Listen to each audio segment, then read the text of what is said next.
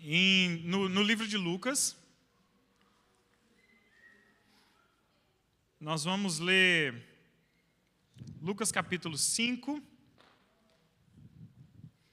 do versículo 17 até o versículo 25. Lucas 5, do versículo 17 até o versículo 25. Irmãos, eu acho que já deve ter passado da 10ª vez que eu prego esse sermão aqui. E todas as vezes que eu volto e analiso as minhas notas, Deus fala comigo de novo, Deus trata comigo de novo. E todas as vezes que eu reflito nesse sermão, eu saio extremamente edificado. E que Deus possa abençoar vocês também através dessa palavra, né? Ele tem me abençoado, né? Todas as vezes que eu pego essa palavra para pregar, Deus me abençoa, Deus me muda, me edifica. Eu tenho que rever os meus conceitos, eu tenho que rever os meus passos, e que essa seja a mensagem de Deus para vocês também, amém? Vamos lá, Lucas 5, do versículo 17 até o versículo 25. Façamos a leitura. Certo dia, enquanto ele ensinava, estavam sentados ali fariseus e mestres da lei, procedentes de todos os povoados da Galileia, da Judéia e de Jerusalém. E o poder do Senhor estava com ele para curar os doentes. Eis que alguns homens vieram trazendo um paralítico em uma maca e tentaram fazê-lo entrar na casa para posicioná-lo diante de Jesus.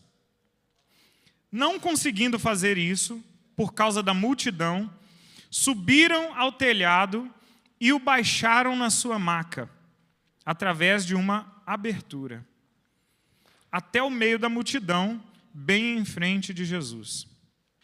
Vendo a fé que eles tinham, Jesus disse: Homem, os seus pecados estão perdoados. Os fariseus e os mestres da lei começaram a pensar: quem é este que blasfema?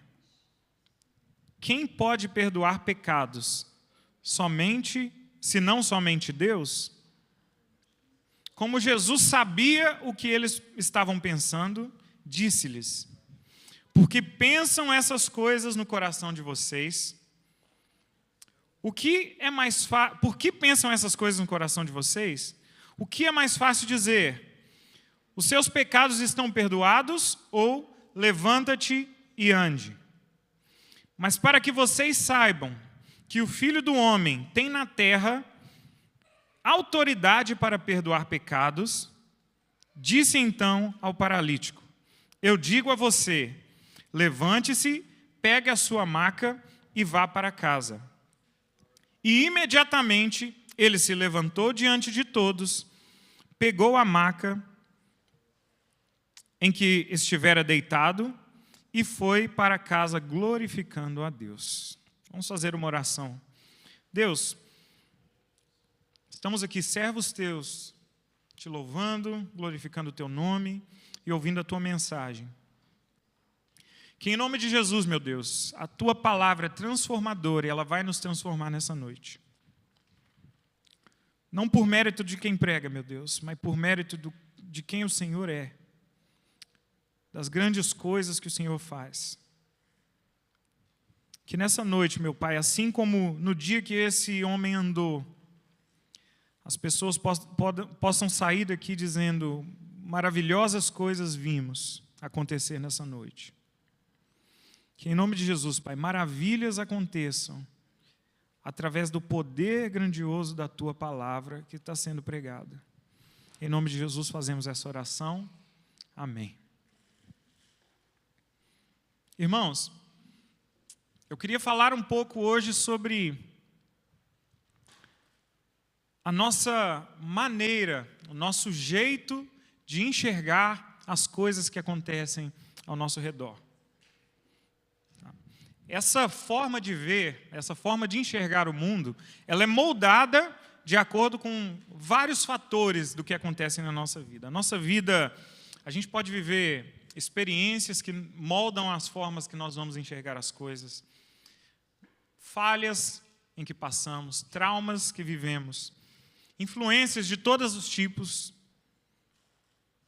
bagagem cultural que a gente carrega, por aí vai. A gente tem uma lista de várias coisas que vão moldar a forma em que, no final das contas, vamos enxergar as coisas. As nossas ações e as nossas reações na vida, elas são condicionadas a toda essa bagagem e experiência em que vivemos. Eu me lembro, assim, direitinho, como que eu congelei, né? Eu tinha 18 anos, com meu currículo na mão, de frente para um gerente que ia me entrevistar. Era a minha primeira entrevista de emprego. Eu estava congelado, eu estava nervoso, eu não sabia o que fazer. Eu não tinha experiência, eu não tinha trabalhado. O que eu ia falar para aquele cara? Né? E foi a minha primeira entrevista de emprego. Eu também me lembro, irmãos, o quão mais tranquilo eu estava a partir da segunda entrevista. Eu já tinha trabalhado, eu já tinha alguma experiência para compartilhar, eu já sabia como é que era ter responsabilidades. A minha segunda, a minha terceira entrevista de emprego foram muito mais tranquilas por causa disso. E eu lembro quando eu mudei minha carreira pela primeira vez também. Outro turbilhão, eu não sabia o que fazer direito, eu tinha treinamento, mas não tinha experiência. Olha como coisas simples mudam a forma em que a gente aborda uma determinada situação. A gente carrega isso tudo com a gente. A nossa confiança, os nossos medos, isso tudo acontece de acordo com a forma que vivemos. Né? Tem pais, né, que deixam os filhos mais livres, o filho fica mais explorador, ele gosta de correr perigo, acaba se machucando mais. Outros protegem mais os filhos, o filho ele fica mais cauteloso, ele gosta de ser mais planejador. As pessoas crescem de formas diferentes, de acordo com aquilo que elas vivem. Não tem uma forma certa ou errada, tem formas diferentes de se enxergar e de viver a vida. Né? Mas é engraçado, né, como a gente reage a tudo que acontece também. Né? A primeira vez que a gente faz uma entrevista, a gente está procurando trabalho, o entrevistador no final fala assim, em breve a gente vai entrar em contato. Não é incrível que nas primeiras vezes a gente acredita que eles vão entrar em contato mesmo? Né? Eles vão ligar, a gente fica esperando o telefonema, a gente fica esperando o contato. Depois de alguns dias a gente só aceita, né? Até agora não veio, não vai vir. Aí passa alguns dias, alguém liga para a gente fica surpreso porque ligaram. Eles falaram que ia ligar, né? A gente só tinha perdido a fé. E assim a gente vai aprendendo, a gente vai vivendo e a gente vai enxergando a vida de outras formas. Às vezes mais otimista, às vezes mais pessimista.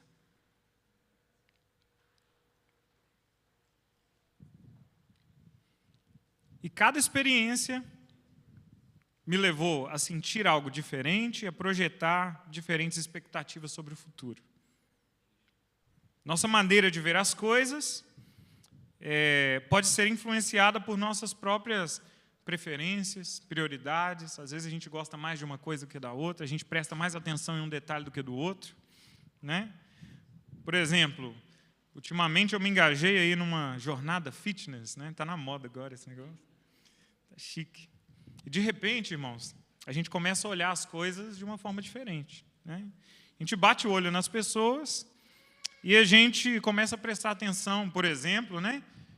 O quão fisicamente ativa cada pessoa é, né? Baseado naquilo que a gente vê. Eu lembro, irmãos, quando eu dava aula de inglês ainda, muitos anos atrás, tinha uma aluna minha, muito legal, menina assim, com uma personalidade incrível. Mas toda vez que ela vinha fazer aula comigo, eu conseguia ver nos olhos dela o olhar de reprovação. Ela era formada em moda. E ela olhava para mim, via minha calça jeans, minha blusa preta, todos os dias, parecia um personagem de desenho.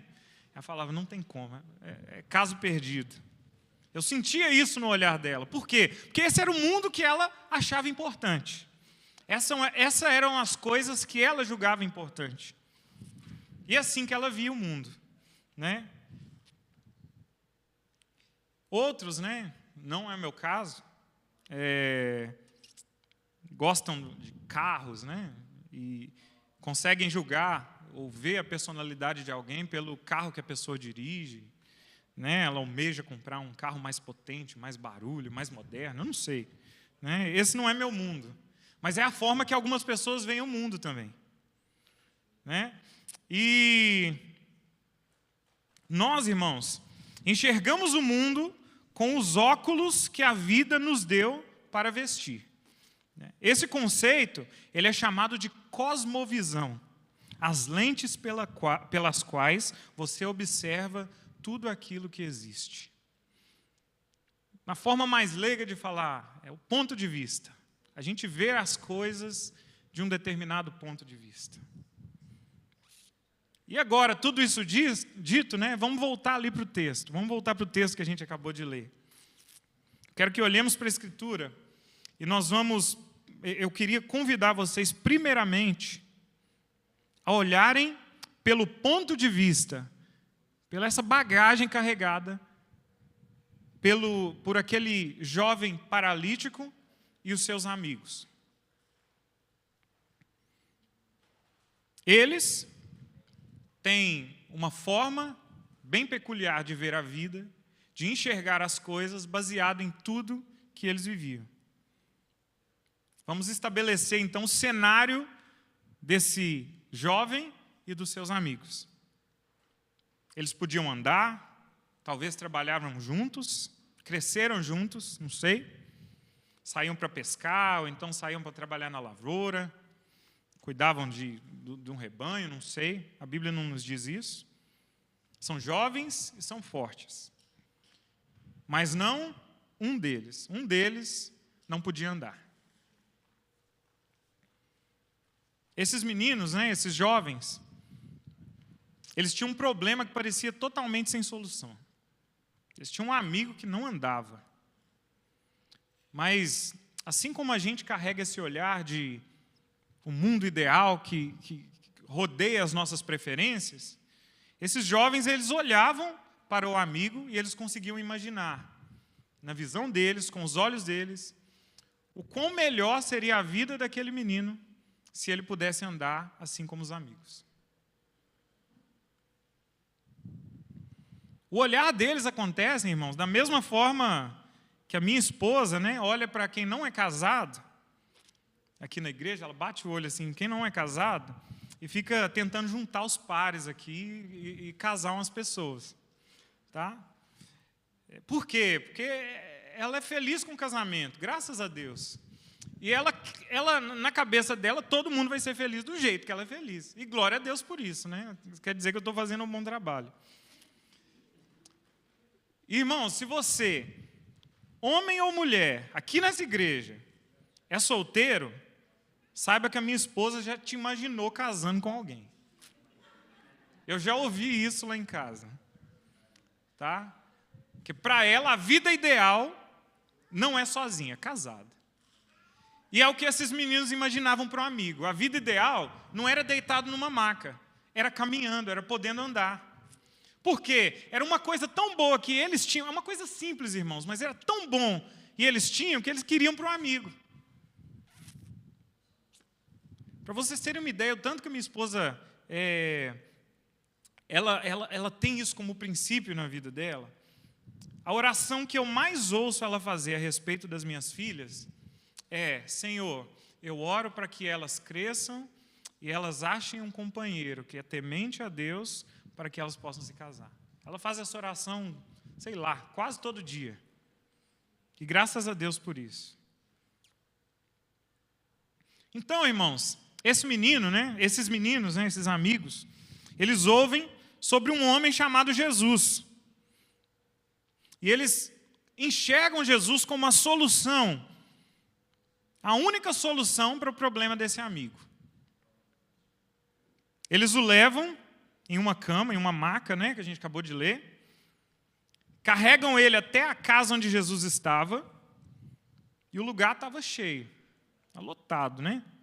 Cheio de pessoas, tudo quanto é lado, todos desejando ver aquele homem. E por terem ouvido tudo que ele já tinha feito, né, a Bíblia fala, o Espírito de Deus estava com ele para curar.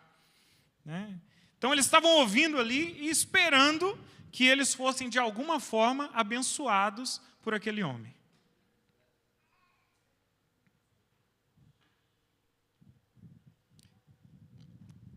Eles não podiam, irmãos, deixar a oportunidade passar. Sabe gente louca na Black Friday? É quando a televisão gigante está um precinho baixo, a pessoa fica desesperada, vai para a porta da loja, faz bagunça. Eu nunca fiz isso, graças a Deus, mas vale a pena, né? Era tipo isso, mas vezes 10. Eles tinham um amigo que não andava, eles foram para um lugar cheio, porque a única solução que eles tinham estava lá. Então, como estava cheio, eles não podiam entrar, eles decidiram pegar um aleijado, subir em cima de uma casa, fazer um buraco no telhado e trazer o amigo exatamente onde Jesus estava. De repente, todos na casa podiam ver um homem paralítico descendo do telhado. Todo mundo olhou, atraindo a atenção de todas as pessoas presentes, incluindo Jesus. Jesus também viu. Incluindo os fariseus também viram. E muitos outros ao redor, todos eles viram um cara descendo na cama do telhado, né? O pessoal deve ter olhado, viu uma pessoa descendo, não viu asa, falou, não é anjo. E era ainda um pouco mais sinistro, né? Era um cara que as pernas não funcionavam. Como é que ele subiu no telhado? Os amigos. Tem gente que tem amigo doido. Era óbvio, preste atenção nisso, era óbvio o que aquele homem queria. Assim como era muito óbvio o que o cego queria quando encontrou Jesus à beira do caminho, por exemplo. Jesus vira para o cego e pergunta, o que queres que eu te faça? Né? E é óbvio, tanto quanto outros milagres, né? Pessoas que se aproximavam de Jesus procurando algum tipo de cura. Pelo menos era óbvio a cosmovisão, a forma de olhar de todos que estavam ali.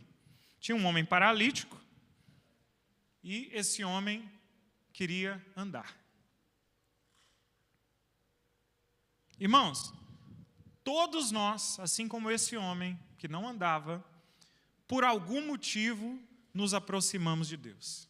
Todos nós tivemos algum motivo que, de alguma forma, nos levou até a presença de Deus.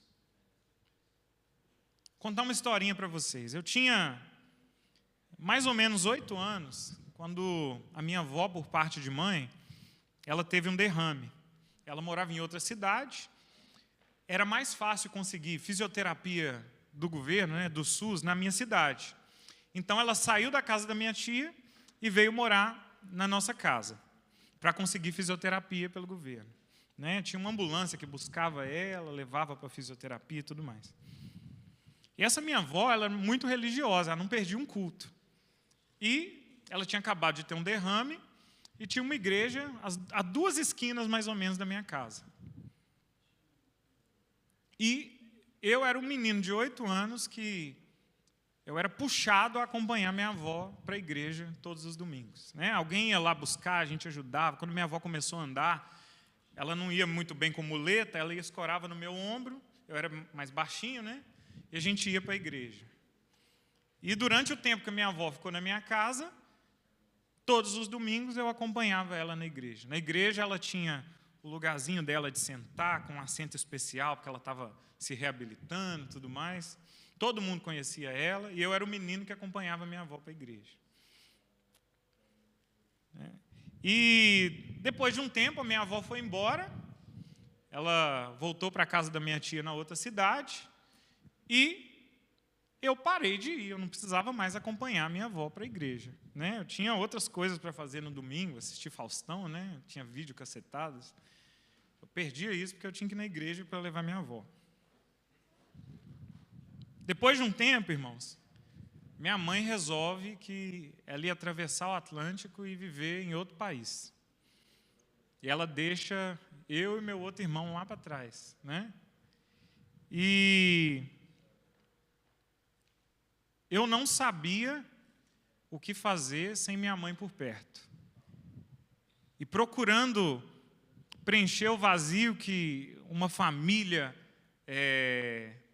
precisava preencher na minha vida, eu procurei a igreja que eu levava minha avó todos os domingos. Eu sabia o caminho de lá. Era 2 esquinas da minha casa. Eu fui lá atrás de um substituto para minha mãe, não sei, alguma coisa desse sentido, né? Eu queria ser acolhido de alguma forma. Assim como esse paralítico, ele foi levado até a presença de Jesus por um motivo óbvio. As pernas dele não funcionavam e ele queria voltar a andar. Eu tive o meu motivo para chegar até Deus. Deus ali me transformou. Eu encontrei Deus.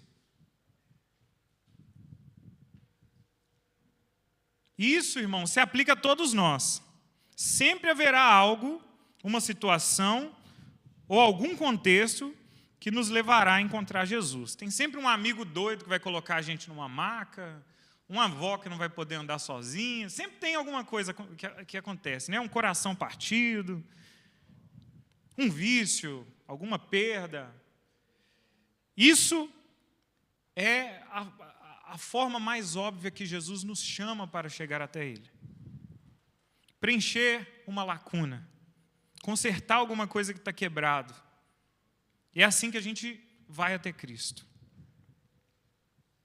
Aquele jovem não podia andar e tinha bons e fiéis amigos que queriam tudo de melhor para ele. Graças a Deus pela vida daqueles jovens. E agora, irmãos, eu queria que a gente olhasse para toda essa situação por um outro ponto de vista, uma outra cosmovisão. A gente vai falar agora sobre os fariseus e os homens da lei. Um outro grupinho que faz parte da nossa história que a gente está estudando aí. Eles também ficavam ao redor de Jesus o tempo todo. Estavam aonde Jesus ia, eles iam. Essas pessoas, irmãos, como judeus muito devotos, eles cresciam sob a tutela de um mestre em um templo, aprendendo cada um dos aspectos da lei de Deus. Era um internato praticamente. Eles iam lá, viviam ao pé de um rabino que os ensinava, que lia com eles todos os dias. Eles aprendiam mais sobre a palavra de Deus, eles cresciam naquele estudo. Eles se dedicaram a vida profunda, a entender, né, profundamente e dar sentido a cada uma das linhas daquela escritura. Eles se encarregavam, né, do dever de manter aquelas palavras intactas, para que a Bíblia não fosse deturpada. Nada podia ser pervertido, pois as palavras no livro que eles liam era, por fim, a palavra de Deus. Mas, irmãos, prestem atenção, com o passar do tempo, o coração daqueles homens foram atraídos para uma relação mais racional e litúrgica. E, por consequência, menos espiritual, de intimidade com Deus. Eles faziam aquilo pela religiosidade, pelo ritual, por ter que estar ali sempre, por ter que conhecer aquilo sempre, pela tradição. E eles deixavam de lado a espiritualidade, a sensibilidade, de forma que eles não conseguiam mais sentir, eles fecharam os olhos para o agir de Deus. Irmãos, quando o próprio Deus apareceu diante deles, Jesus encarnado, eles não conseguiam ver. Estavam cegos para aquilo. Eles estavam o tempo... Presta atenção em como era a cabeça desses homens, por consequência de tudo que eles viveram. Eles estavam o tempo inteiro tentando provar que Jesus não era quem ele dizia ser. E dia após dia, ouviam a voz do Salvador. Eles estavam lá, vendo Jesus face a face, mas não conseguiam reconhecer o Salvador como tal. Eles iam na igreja todo domingo. Eles fechavam o olho na hora da oração. Eles levantavam na hora de ler a Bíblia. Eles sentavam e faziam anotação na hora da pregação. Só que eles não conseguiam perceber que aquilo era a voz do Salvador. Um dia, irmãos, esse povo estava sentado numa casa.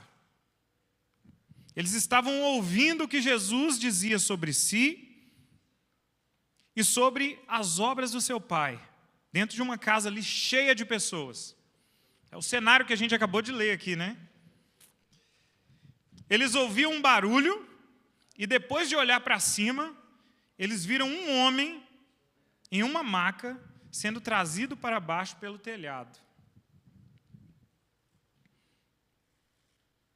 Segundo os olhos daqueles homens, né?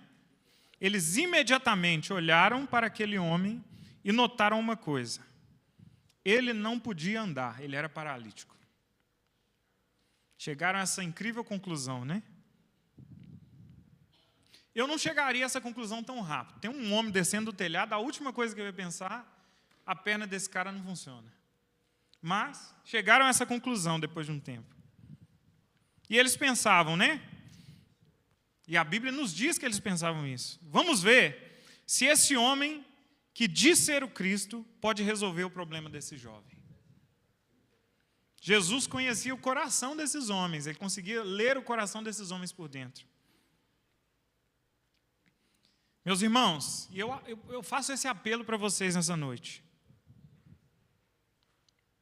Por favor, prestem atenção nisso. Não sejam como esses homens da lei. Não sejam insensíveis ao que Deus pode fazer. Infelizmente, irmãos, às vezes nós somos assim. Infelizmente, eu às vezes me coloco nessa posição. E eu peço a Deus perdão todas as vezes que eu percebo. A gente sai de casa, a gente vai à igreja, e os nossos ouvidos estão ali, às vezes procurando um deslize do que aconteceu, procurando uma letrinha de uma música que não foi bem cantada, procurando uma bobeirinha que o pastor fala sem querer. A gente está ali mais para julgar do que para sermos edificados. A gente só está esperando para apontar o dedo.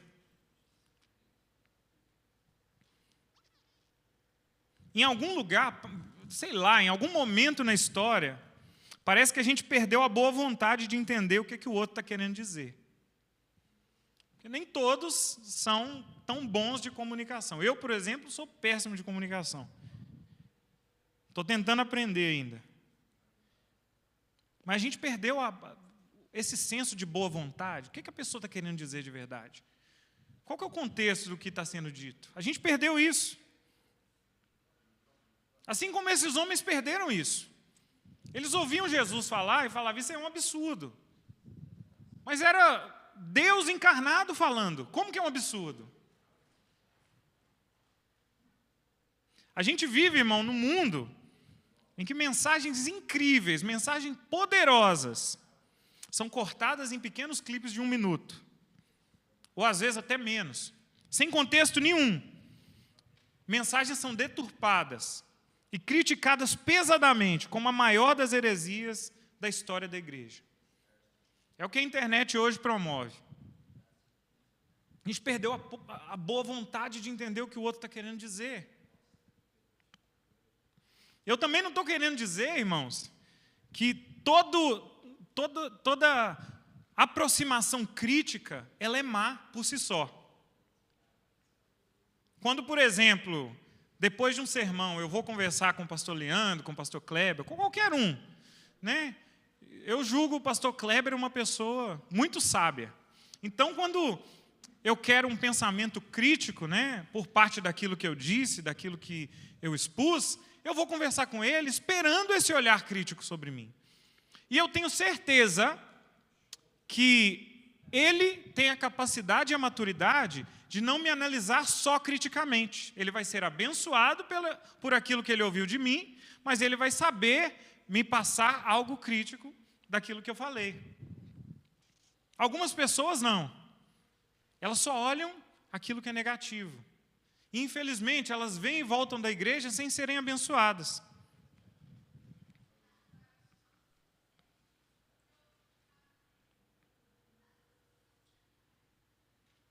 E os fariseus, irmãos, eram aqueles que conheciam da lei e apontavam o dedo dizendo, esse Jesus falha porque curou no sábado. Eles picotavam ali uma coisinha sem contexto, porque eles esqueciam, irmãos, que Jesus era o Senhor do sábado. Se ele fez aquilo, ele podia fazer, ele é Deus encarnado, ele é o Deus que estipulou aquilo. E eles olhavam a letra fria da lei e diziam: esse homem está errado. E por isso, eles não reconheceram Jesus como Salvador da vida deles. E eles tiveram que ouvir da própria boca de Jesus: vocês não vão me reconhecer, porque vocês não são ovelhas do meu rebanho. A minha oração todos os dias para mim, e a oração que eu faço para vocês hoje é: não se preste ao papel desse farisaísmo. Não se preste ao papel, irmãos, de ser insensível àquilo que Jesus tem para falar com você. Porque às vezes, assim como aqueles homens, eles tinham Jesus falando cara a cara com eles, e eles não conseguiam ouvir, eles não conseguiam entender que aquele era o Salvador.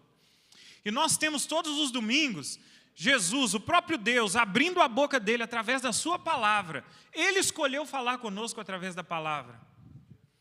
E a gente volta para casa como se nada tivesse acontecido, como se um livro tivesse sido aberto, como se páginas de Harry Potter tivessem sido lidas.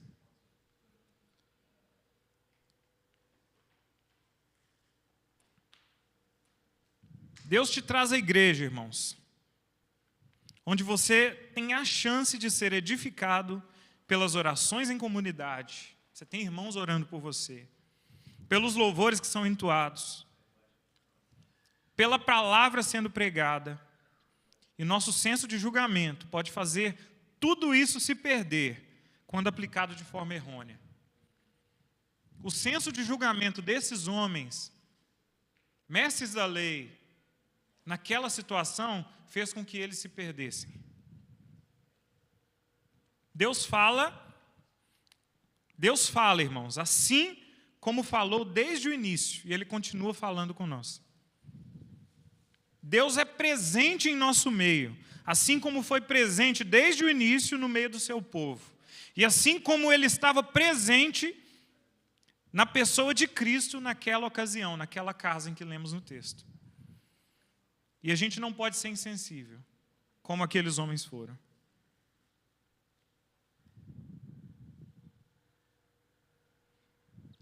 E agora, irmãos, nós chegamos a um terceiro ponto de vista que eu queria que vocês observassem aqui. Uma terceira cosmovisão, uma terceira bagagem cultural que nos leva a esse momento em que estamos lendo. Chegamos agora à hora de falar sobre Jesus, a forma que Jesus viu aquilo tudo. O Filho de Deus, cheio de poder. A Bíblia diz que através dele tudo foi criado. A Bíblia também diz que o Espírito de Deus estava com ele para curar. Jesus Cristo, perfeito, santo, irrepreensível, limpo de pecado, a palavra encarnada de Deus, em uma casa cheia de pessoas, ensinando sobre sua missão, falando sobre o seu amor, respondendo perguntas, abençoando pessoas. De repente, ele olha para cima e vê um homem descendo do telhado. Agora eu quero que você preste atenção. Esse detalhe é um detalhe que choca nesse texto. O que incomoda Jesus não é o que incomoda todos os outros que estavam ali. O que chamou a atenção de Jesus para aquele jovem foi algo totalmente diferente. Você ouviu eu falando aqui sobre o que Jesus era? Santo, incorruptível, limpo de pecado. A palavra de Deus. Ele olha para aquele menino descendo do telhado. Quando todo mundo viu um menino que não podia andar, Jesus viu um menino sujo de pecado. Ele viu um cara coberto de tudo aquilo que tinha de mal. Porque não era a perna que não funcionava daquele menino que incomodava Jesus. Era o coração sujo. Era o coração cheio de maldade. corruptível, um coração corrompido pelo pecado que incomodava Jesus. Todos os outros viram um homem que não podia andar. Jesus olha para aquele menino e vê um homem coberto de pecado. Jesus olha para nós e Ele nos vê todos os dias cobertos de pecados. E prestem atenção, Jesus e todos aqueles estavam olhando para a mesma coisa. Um menino descendo do telhado. E eles estavam vendo uma coisa completamente diferente. E eu queria te perguntar, irmãos, o que é que te incomoda? O que mais chama a sua atenção?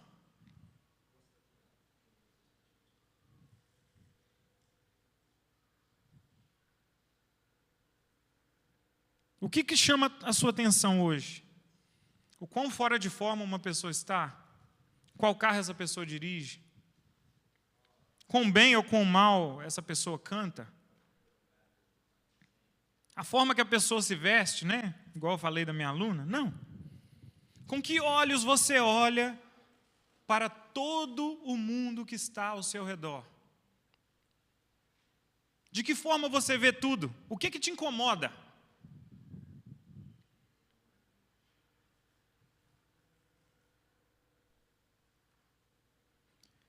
Eu acredito, irmãos, que já passou da hora para aquilo que nos incomoda de verdade, nós como cristãos, nós que temos Cristo dentro de nós. Chegou a hora da gente se incomodar com aquilo que incomodou Jesus, e não com aquilo que incomodou todos os outros que estavam ali.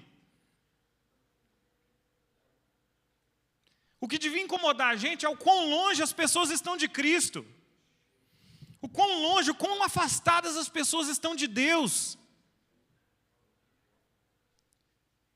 É isso que devia chamar nossa atenção. Quando nós olhamos para alguém que está mal vestido, a primeira ação que nós temos é: como eu posso fazer para que essa pessoa fique mais bem apresentável? Quando o que devia nos incomodar é: como eu posso fazer para que essa pessoa se aproxime de Cristo um pouco mais? Ao invés, irmãos, de investirmos na nossa imagem, de como as pessoas vão nos ver, de como as pessoas vão entender a nossa reputação nas redes sociais, por exemplo, de como alguém vai pegar o nosso currículo e ver ali o quão qualificado nós somos. Chegou a hora da gente começar a pensar em como a gente vai ser a imagem de Deus para todos aqueles que vão interagir com a gente nas nossas vidas. Nós, às vezes, vamos ser a única Bíblia que essas pessoas vão ler nas suas vidas.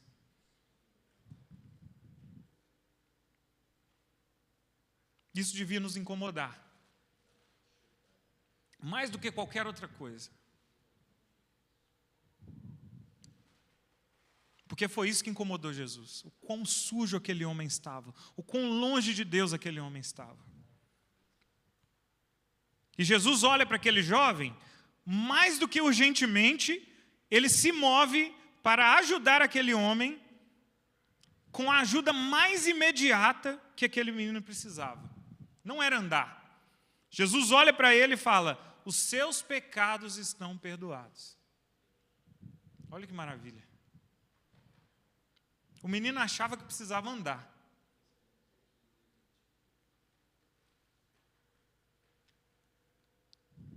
Aquele homem, aquele jovem, se aproxima de Deus, pois queria algo. Mas ele precisava de outro algo. Às vezes nós queremos algo, e Deus nos responde com o que precisamos e não com o que queremos. Mais do que simplesmente dizer: os seus pecados estão perdoados, Jesus lava o pecado daquele homem, torna aquele homem limpo novamente, tudo isso com o poder da sua palavra e com a obra que ele realizaria na cruz. Aquele irmão, ele foi abençoado de antemão. Cristo ainda não tinha morrido, ainda não tinha derramado sangue. Mas aquele jovem, ele foi lavado pelo sangue de Cristo, através do poder da palavra que saiu da boca de Cristo. Ele experimentou tudo o que precisava. O texto, ele chama a atenção de um aspecto muito importante, da fé daquele jovem e dos seus amigos. Tudo isso aconteceu movido pela fé que eles tinham. Então, nós podemos concluir que aquele jovem, ele ouviu as palavras que saíram da boca de Jesus, acreditou nelas, e a partir daquele momento, ele começou a viver uma nova vida, porque ele podia sentir que naquele momento encontrou o Salvador da sua alma. Ele estava perdido e agora ele foi encontrado. Ser paralítico naquele momento, irmãos, era apenas um detalhe na vida daquele menino. Porque ele estava salvo. Ele estava limpo. Ele estava na presença do Rei dos Reis e Senhor dos Senhores. Não andar era só um detalhe. O coração dele estava limpo, mas a primeira vez na vida dele, a primeira vez que ele conseguiu sentir aquilo, eu estou livre das amarras que me aprisionaram toda a minha vida. Ele encontrou o Salvador. Obviamente, irmãos, isso não era o que os homens da lei podiam entender sobre aquela situação. Os fariseus, eles pensavam, quem é esse homem? A Bíblia nos diz isso. Deus é o único capaz de perdoar. Ele está dizendo isso porque ele não pode fazer esse homem andar. Eles continuavam céticos. Eles estavam cegos para o que realmente importa. Eles não podiam ver, porque tudo o que viveram e tudo o que decidiram acreditar os tornou cegos para as maravilhas que estavam acontecendo diante de seus olhos. Um homem tinha acabado de ser limpo, lavado. Ele tinha acabado de ser resgatado das amarras do pecado e da morte. E aqueles caras que liam a Bíblia, conheciam a Bíblia de página a página, eles não conseguiam ver o que estava acontecendo. Resumindo, assim, de modo geral, Jesus limpa aquele jovem com o poder da sua palavra. Jesus sabe o que aconteceu. Os jovens sabem o que aconteceu. Mas os mestres da lei, olhando para o mesmo jovem, não conseguem ver o que aconteceu. Eles não conseguiam derramar uma lágrima por uma pessoa que foi salva, que foi alcançada pela palavra de Deus.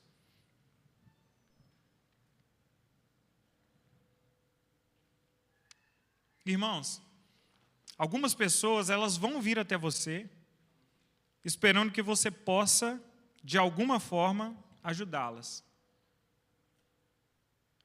E mais uma vez eu te falo, a melhor coisa que você tem para oferecer para aqueles que procurarem auxílio,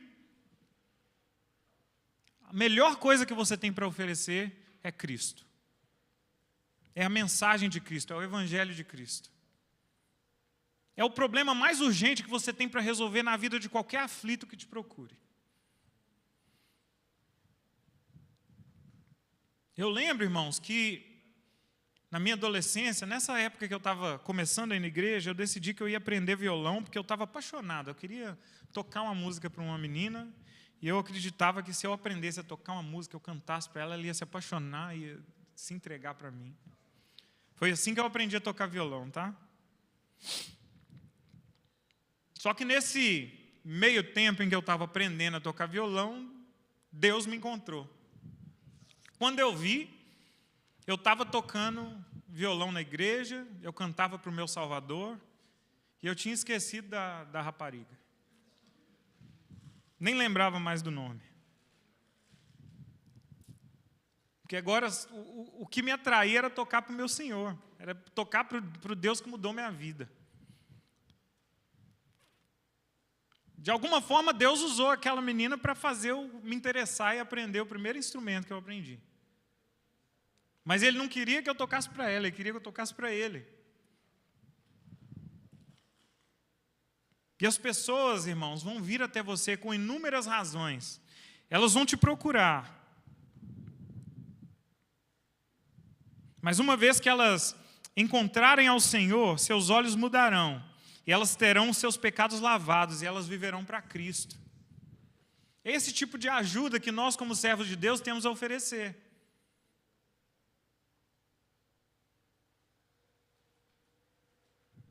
Irmãos, quando você vive para Cristo, quando a sua vida, ela acontece, ela se move em direção a Cristo, você pode ter certeza absoluta, Ele vai te usar de uma forma ou outra. E essa é a parte que eu acho assim, mais hilária de todo esse trecho que a gente estudou. Esse menino, esse jovem, ele tinha acabado de encontrar Jesus. E Jesus resolveu usar ele. Ele já virou um evangelista na hora. Ele não precisou fazer curso de discipulado, faculdade de teologia. Não, Jesus usou ele no exato momento em que Jesus salvou ele.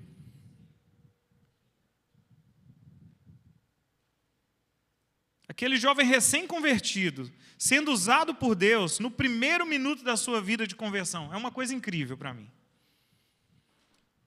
Porque Jesus olha para os homens da lei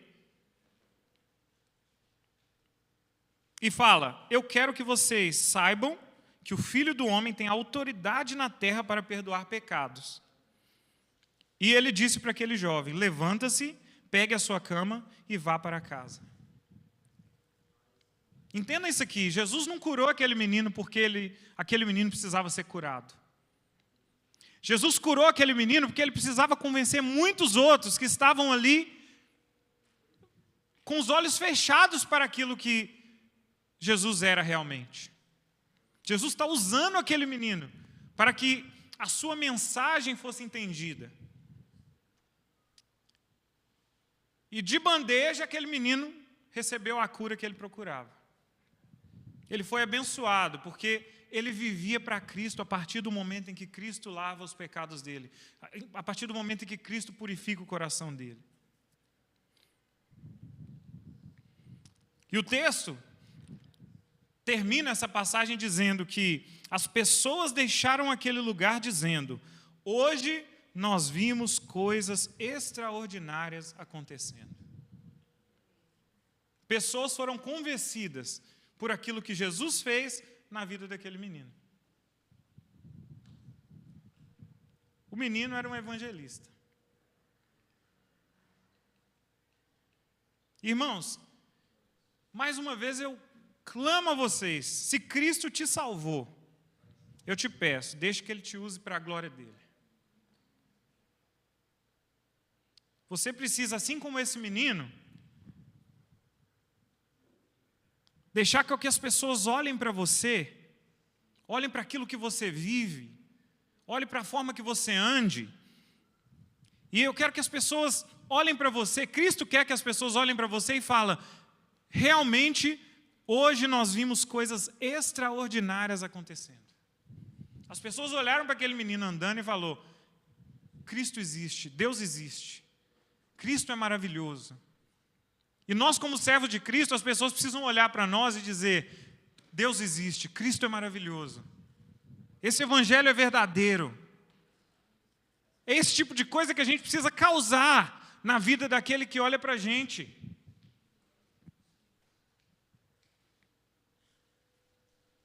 E você pode ter certeza que, conhecendo Cristo, Ele vai te usar para abençoar os outros. E vai fazer outras pessoas acreditarem através da vida que você vive para Ele.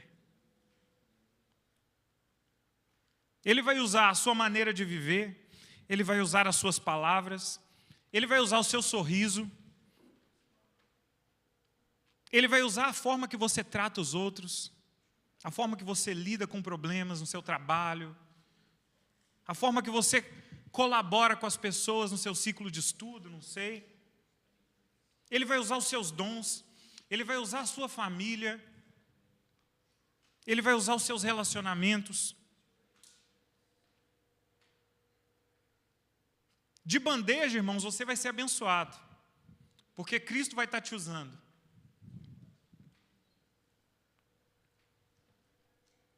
E Ele vai usar você para a glória dEle, assim como Ele usou esse menino para que ele fosse glorificado naquele dia.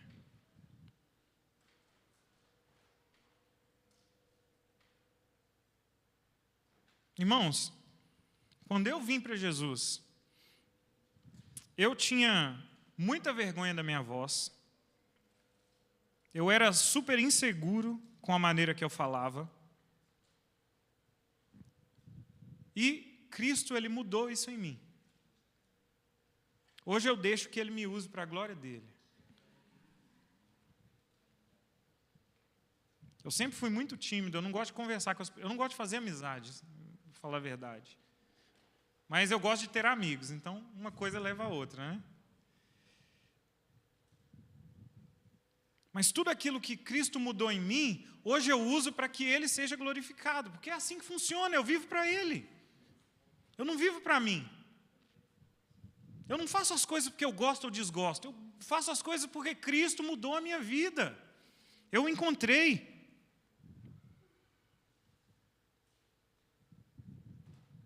E da mesma forma que Deus me muda todos os dias para que eu possa abençoar outras pessoas, para que Ele possa abençoar outras pessoas através de mim, eu creio que Ele quer mudar você todos os dias, vez por vez, e mudar a forma com que você vê as coisas, para que no fundo, a forma que você enxergue as coisas possa mudar a realidade de outros. Deus vai te abençoar, mas não de uma forma egoísta, onde você sai ganhando e pronto. Não. Ele vai te usar, mas da forma que Ele quer, para que Ele seja glorificado. Porque foi isso que aconteceu com esse menino. Ele carregou a cama dele e foi embora.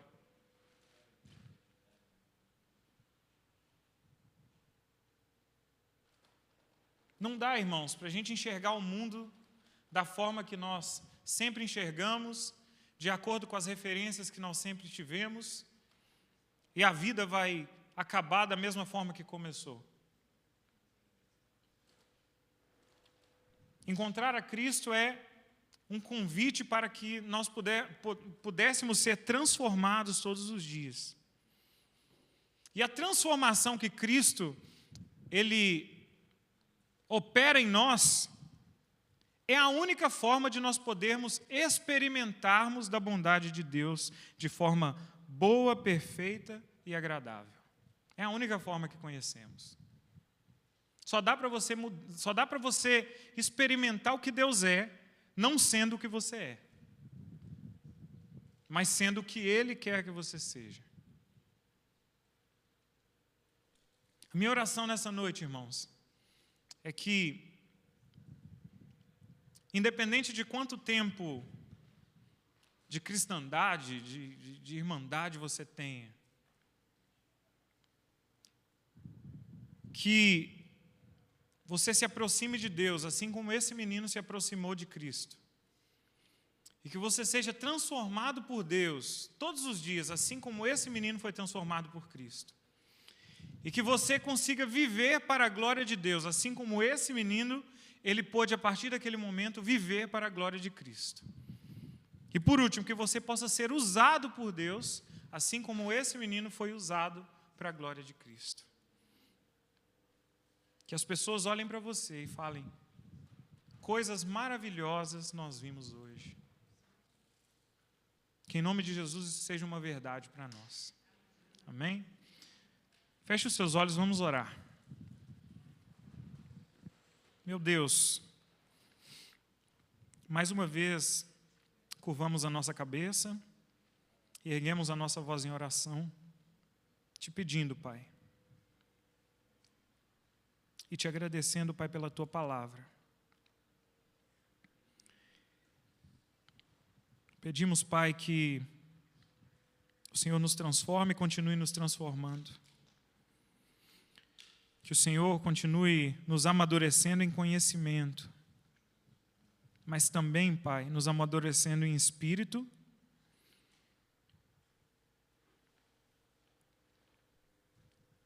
Te pedimos, Deus, que o Senhor nos blinde de qualquer insensibilidade da tua obra e da tua palavra na nossa vida.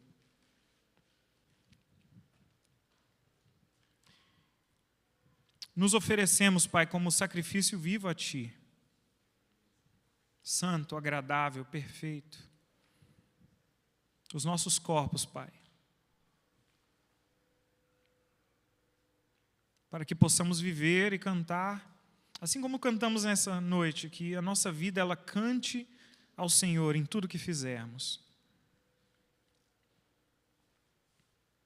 Que o Senhor nos transforme, Pai, continue nos transformando para a Tua glória.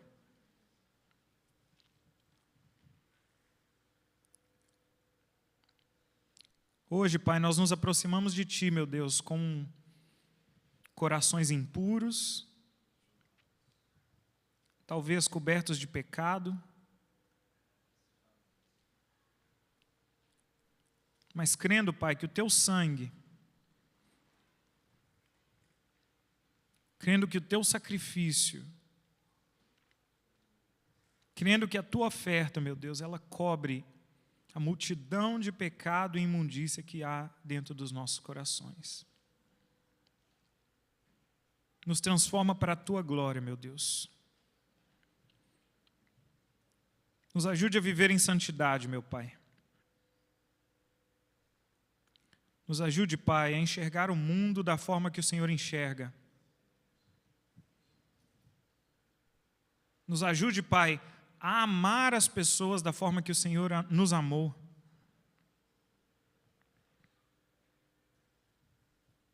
Nos ajude a entender, meu Deus, que assim como nós fomos carentes, Pai, e somos ainda carentes da Tua misericórdia, outras pessoas também o são. Nós precisamos do Senhor, meu Deus. E tem outras pessoas que precisam do Senhor, meu Deus, e que o Senhor nos use para sermos boca de Deus para essas pessoas. Que o nosso coração, Pai, esteja aberto para viver para a Tua glória, para sermos usados, Pai, de acordo com a Tua vontade. Que o Senhor seja glorificado em tudo que vivermos, meu Deus. No nome de Jesus, meu Deus, eu oro, faço essa oração. Em nome de Jesus, amém.